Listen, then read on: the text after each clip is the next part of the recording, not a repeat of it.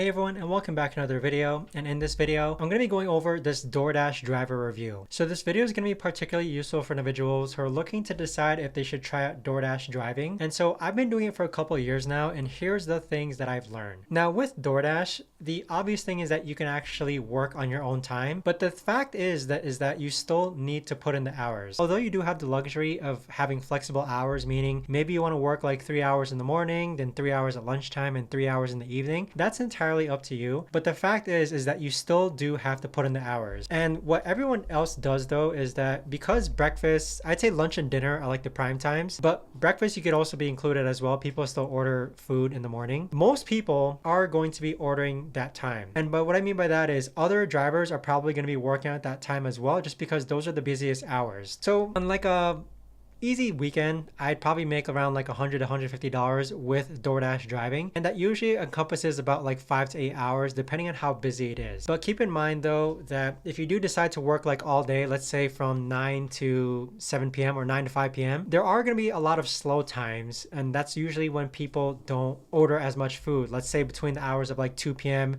and 5 p.m. Now with DoorDash driving, there are going to be some periods of time where you get a lot of orders, but then there's going to be periods of time where you don't get a lot of orders. My recommendation is that you have something to do in the car, whether it's reading a book, watching a YouTube video, listening to a podcast, or maybe working on your laptop, which is something that I do, because there is going to be some downtime and it's not always going to be busy, at least in my area at least. Now, the good thing also is that you don't have to deal with customer service. It's very, very rare that customers ever message me. Some hardships of the job do include finding apartments. I hate delivering into apartments, and also office buildings as well. Finding office numbers or office rooms within a big building can be very, very tiresome. I try not to deliver anywhere where there's a lot of hotels or a lot of apartments, but even so, you'll still get them once in a while. So that's probably like one of the biggest hardships. Obviously with DoorDash, you do have to take into account that you are using gas. There is going to be wear and tear in your car. So if you do get like a $10 tip, for example, I would say like 30 to 40% of that is probably going to go to gas and like car wear and tear. So from that $10 tip, you're probably going to make $6. So with DoorDash, I definitely know people who are doing this full time, but I highly recommend that you just prepare yourself. Are going to have to put in work. It's not easy money, and yes, it is flexible, but you are still going to have to work very hard if you want to make like 5 figures per month with it. But with DoorDash, go ahead and try it out. It's readily available practically anywhere here in the US. Other competitors that you can try out with DoorDash, in case DoorDash orders are pretty slow, are Uber Eats, Postmates, and Grubhub. Those are like the 4 big apps that I tend to deliver food on. But with DoorDash though, I'd say if you won't know until you try it though. Each area is quite different from one another, meaning that my area may not be as busy, but maybe your area, like in New York, is going to be busy all the time. So I don't really live in a crowded city. There's a lot of parking everywhere. The streets are wide, they're not narrow. So it's very easy for me to drop things off at places and such. Like the biggest hassle for me is definitely those apartments or those office buildings. So I hope this video gave you insight as far as deciding whether to do DoorDash driving or not. Let me know in the comments if you have any questions. Thanks so much for watching everyone,